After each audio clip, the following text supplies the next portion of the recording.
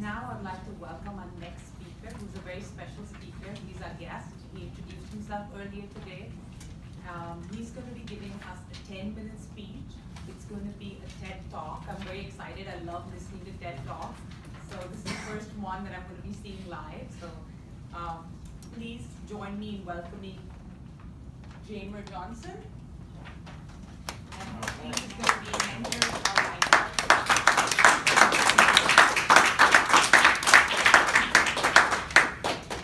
Good evening, everyone. Good evening.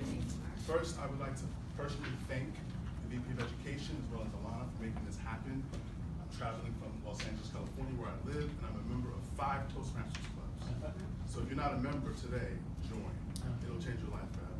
Let's get right into things. So my full name is actually JamarJohnJohnson.com. And 21 years ago, on Sunday, will be my 38th birthday.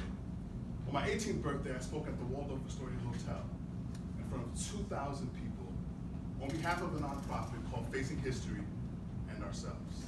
It was a very special day. We helped raise a little over $2.3 million for this nonprofit that educated students all across America on what happened during Nazi Germany so that we can ensure that our kids don't repeat the same mistakes that the Nazi kids did.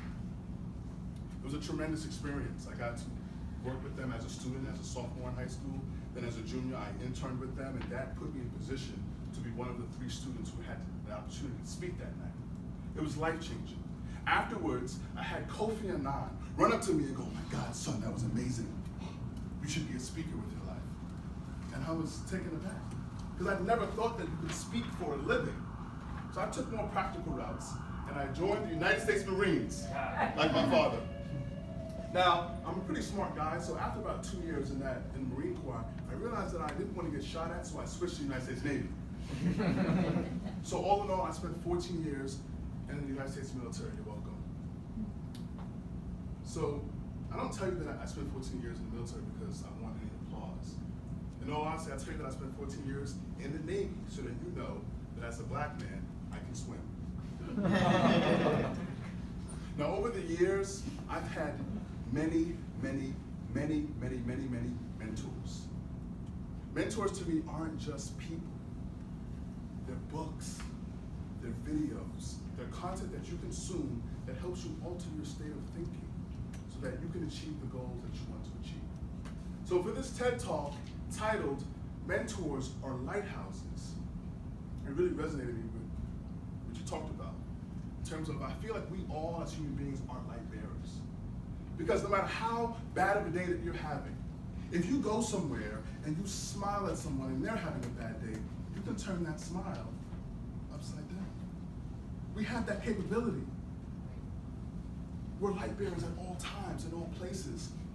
But it's important for us to have stable footing so that we can live our lives to the best and navigate through the many obstacles, the treacherous waters, the debris. So I want to talk real briefly about some mentors in my life. My first mentor, Charlie Sewell, was a small Jewish man who coached me in high school basketball. Now Charlie couldn't really play basketball, but he could coach the hell out of us. And the reason why is because he listened closely to who we were as individuals. He studied us, he found out what made us tick, and he pushed us. Not over the edge, but just to our limits. And that helped a very small team achieve some great things in New York City basketball system. Now, I was voted the most valuable player of my senior year in high school, but I was far from the best player. For me, it was about effort. It was about heart.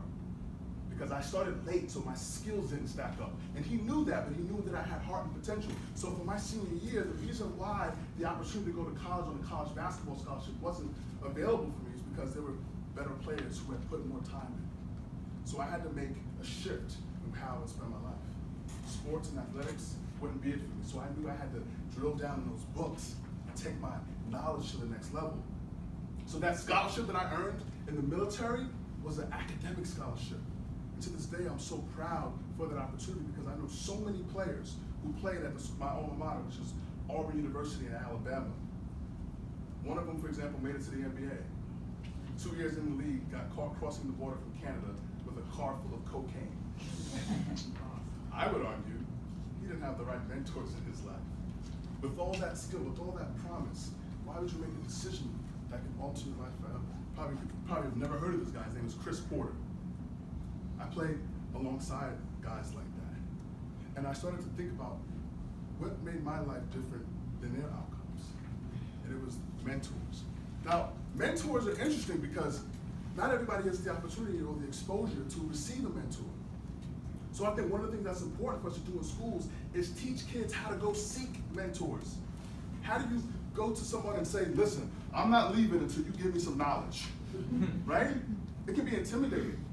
And it's easy for someone like me to say because I've always been outgoing. What about if you're not an outgoing person? How could you convince someone to give you their valuable time that they could be spending with loved ones or friends, to give it to you and mentor you? The way is problem solving.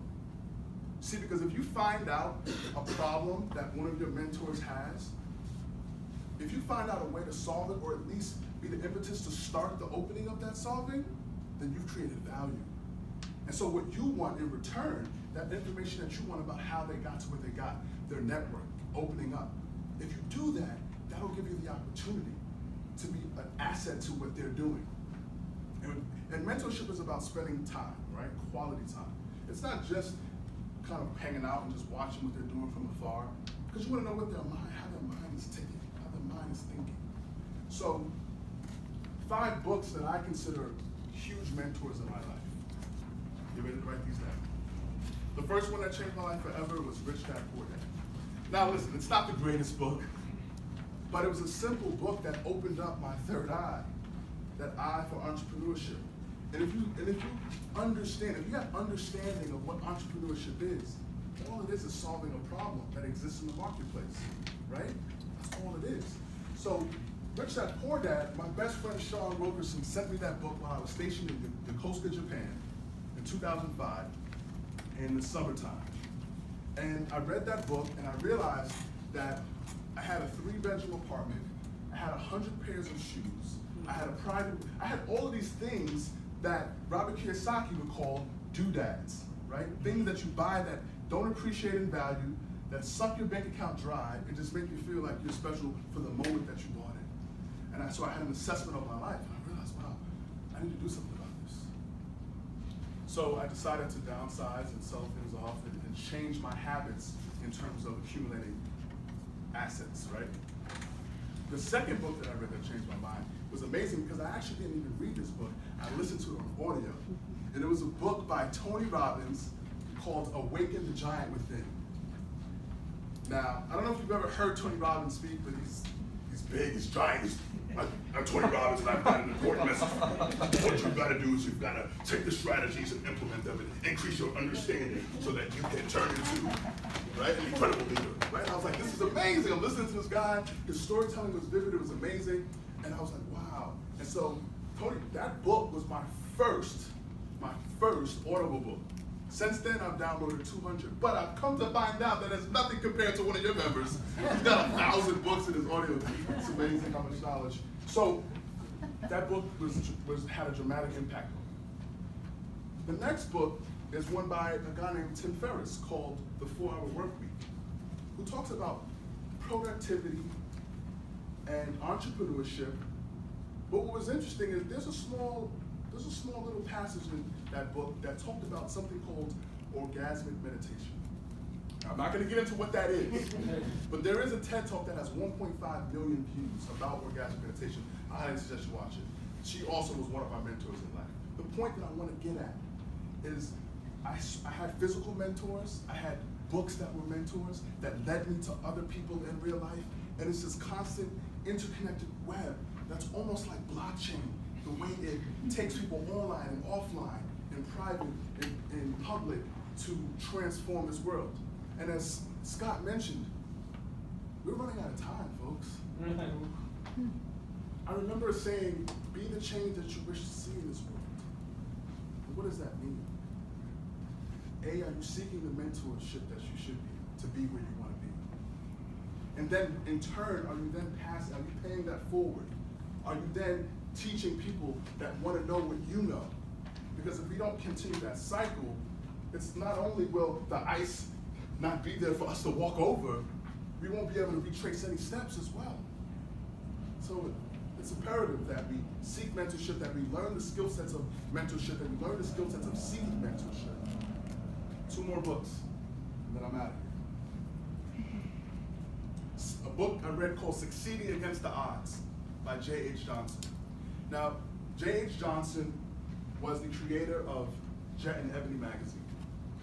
But before that, he built an empire in financial services and in real estate. When he died in 1996, he had a net worth of $400 million. And this was a black man from Mississippi who built his empire in Alabama, all around. If someone can do that in those conditions, there's nothing that can stop us from doing the things that are most important in this world. And then the last book, and then I'll leave you with this, is a book called The Go-Giver. You see, my whole life, when I achieved things, people were like, yeah, that doesn't surprise me. I always knew you could do it. Everybody had faith when I did stuff. And I was believing, yeah, I'm a go-getter. I just get after it. But when I had a deeper understanding of what drives me as a person, it's not money, it's not fame, it's the understanding that the thing that connects us together is empathy. And being a go-giver is not about going to get all you can get. It's about knowing that as long as you live, as long as you have life in this body, you have this unlimited potential of energy and connection that can help transform the world. So when I say mentors or lighthouses, each and every single one of you are a lighthouse for someone else, whether you realize it or not. And I encourage you to stand tall, stand bright, and shine for the world to see.